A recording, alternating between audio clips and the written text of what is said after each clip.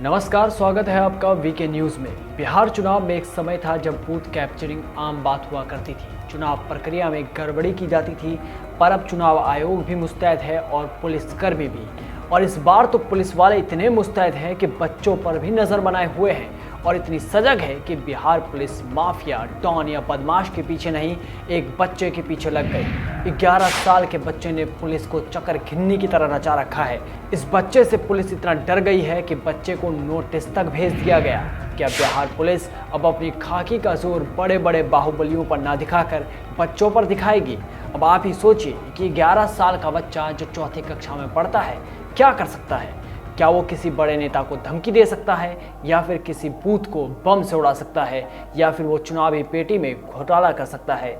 जिस बच्चे को अभी मत देने का भी अधिकार नहीं, आखिर उससे बिहार पुलिस इतना क्यों डर गई कि उसे नोटिस तक भिजवा दिया?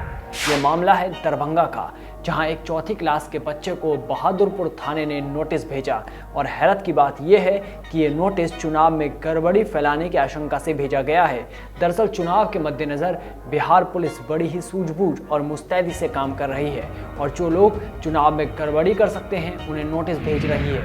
और इसी क्रम में बिहार पुलिस के मुस्तैद पुलिसकर्मियों ने 11 साल के बच्चे को नोटिस भेजा।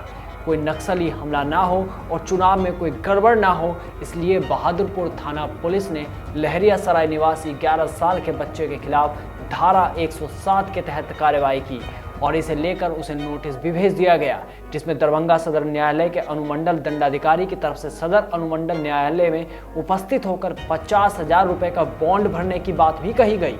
इसके साथ साथ ये भी लिखा गया कि चुनाव में शांति बनाए रखने और चुनाव के समय किसी प्रकार की अनहोनी ना हो, इसलिए 50,000 रुपये वसूला जाएगा।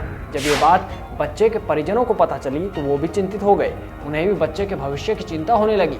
इस मामले पर दरभंगा के एसएसपी ने माना कि लापरवाही से हुआ है और मामले की जांच की जाएगी और पता लगाया जाएगा कि गलती किस स्तर पर हुई और क्यों हुई। अगर ये भूल है तो जांच के बाद बच्चे का नाम हटा दिया जाएगा। वैसे भी सत्यापन करके बच्चे का नाम हटाना ही है।